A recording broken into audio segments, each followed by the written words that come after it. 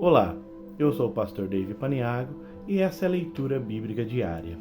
O texto de hoje se encontra em Gênesis, capítulo 2, versículo 7, e diz assim: E formou o Senhor Deus o homem do pó da terra, e soprou em suas narinas o fôlego da vida, e o homem foi feito alma vivente. Mais uma vez, e formou o Senhor Deus o homem do pó da terra, e soprou em suas narinas o fôlego da vida, e o homem foi feito alma vivente. Primeira parte do versículo: E formou o Senhor Deus o homem do pó da terra. Não somos um resultado de um longo e entediante processo evolutivo, mas a coroa de um ato criativo de Deus. De maneira singela, porém verdadeira e literal, a Bíblia descreve a nossa feitura com simplicidade. Deus escolheu o pó da terra para modelar o homem. Ele poderia ter optado pelo ouro ou pelo mármore.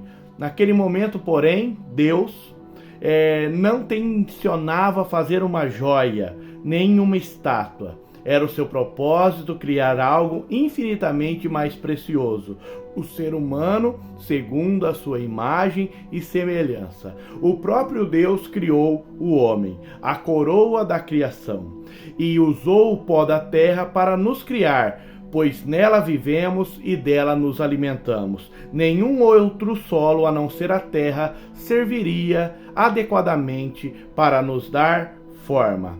Tirados da terra, temos as propriedades dela, e um dia, segundo a própria palavra, a terra tornaremos.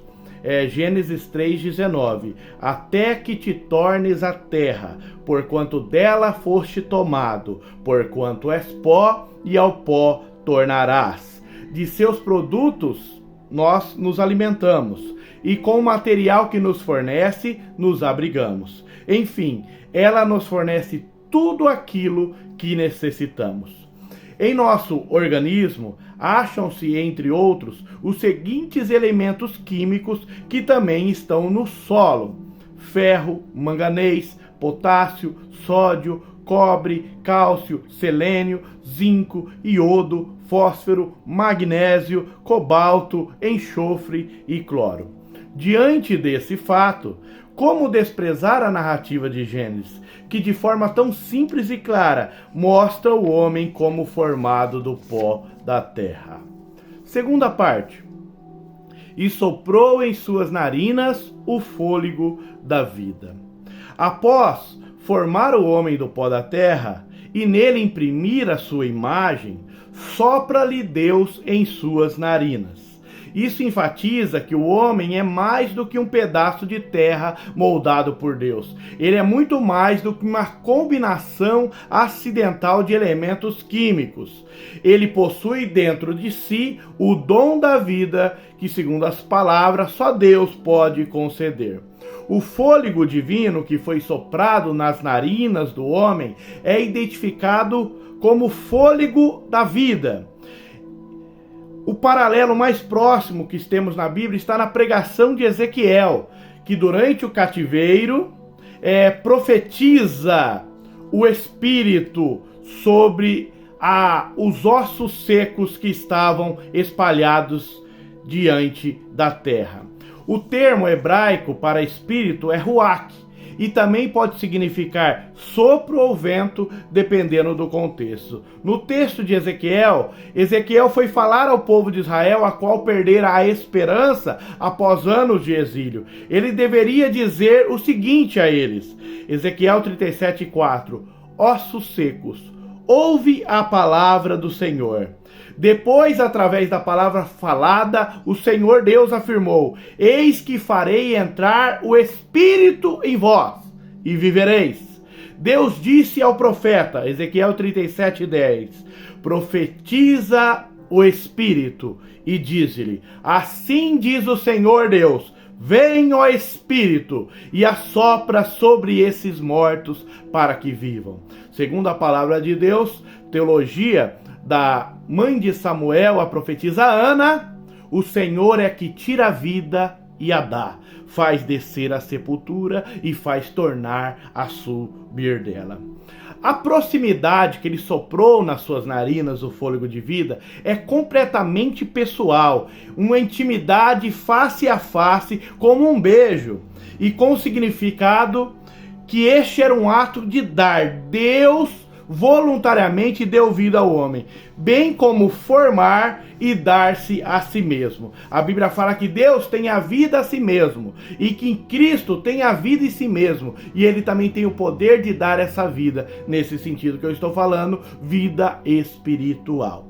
Isso também é comprovado num ato de Jesus. Quando ele apareceu aos seus discípulos após a sua ressurreição, em João capítulo 20, verso 22, dizendo assim: e havendo dito isto, soprou sobre eles e disse-lhe: recebei o Espírito Santo.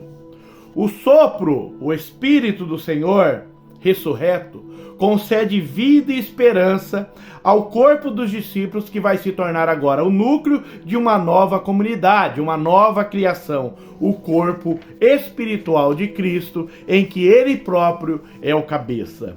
Terceira parte: e o homem foi feito alma vivente. A palavra alma vivente, também em Gênesis, se refere aos animais. Porém, nós temos que ter em mente que há grande diferença entre a criação dos animais e a criação do homem. Em Gênesis 2:7 está escrito assim: e o homem foi feito alma vivente.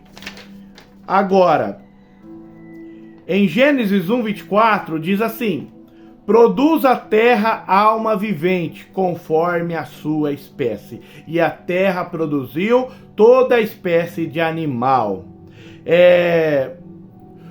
Os animais procedem diretamente da terra, como o homem também. No entanto, quando Deus fez o homem, ele disse, em uma conversa íntima com a Trindade: façamos o homem à nossa imagem, conforme a nossa semelhança. Isso não é dito a respeito dos animais. Deus ordena a terra para que produza a alma vivente. A terra não tem o que fazer a não ser obedecer. Afinal, todo o poder é vindo de Deus nas suas criaturas. O Criador dispensou-nos cuidados especiais, cuidados paternos, de maneira que, embora pó em cinza, possuímos uma alma imortal que um dia ele tornará. Eclesiastes 12:7. E o pó volte à terra como era, e o espírito volte a Deus que o deu. Ele soprou, a ele um dia voltará. O fôlego de vida tornou-se a alma e o espírito do homem. Isso é, o princípio da vida dentro dele, de acordo com a necessidade do corpo. Este fôlego de vida vem do Senhor. Todavia, não devemos confundir o espírito do homem com o espírito de Deus. O último é diferente do nosso espírito em essência e em poder. Romanos 8,16 manifesta essa diferença, dizendo: o mesmo Espírito testifica com o nosso espírito que somos filhos de Deus. A palavra original para vida em fôlego de vida é shai, está no plural. Isso pode ser uma indicação para o fato que o sopro de Deus produziu uma vida dupla, a vida da alma e a vida do espírito, para aqueles que acreditam em tricotomia e não dicotomia. Assim, portanto, o homem ficou constituído de duas naturezas, uma natureza humana, que é da terra, e outra natureza divina.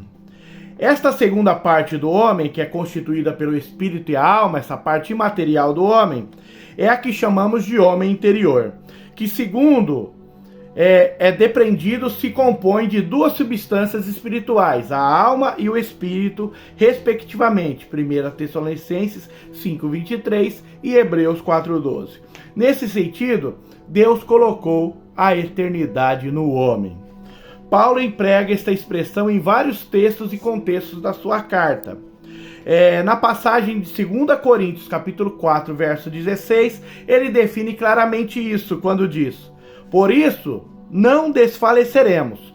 Mas ainda que o nosso homem exterior se corrompa, o interior, alma e espírito, contudo, se renova a cada dia. Portanto, se faz necessário que o homem interior se renove dia após dia. Como eu posso ser renovado? Ouvindo a palavra do Senhor. Amém? Senhor meu Deus e Pai, te exalto e te adoro, Senhor, por mais um vídeo. Te agradeço, Senhor, por cada um que está assistindo esse vídeo, e em nome do Senhor Jesus Cristo eu abençoo a vida dele. Pai Santo, tremendo e poderoso, que possamos, Senhor, não nos confundir com teorias humanas, Senhor, que não podem nem sequer ser comprovadas. Afinal, se é teoria, não é um fato. Ó Pai Santo e maravilhoso, mas nós que vivemos por fé e não por vista, cremos que o Senhor nos criou. Fato é, Senhor Jesus Cristo, o fato de sermos pó e ao pó tornamos. Pai Santo e tremendo, que possamos ter convicção cada vez mais no seu ato criativo, e que esse ato criativo cada vez se renove dentro de nós, e o Senhor faça de nós cada dia mais, Senhor, um ser mais íntimo de Ti. Amém, Senhor Jesus. Que Deus abençoe.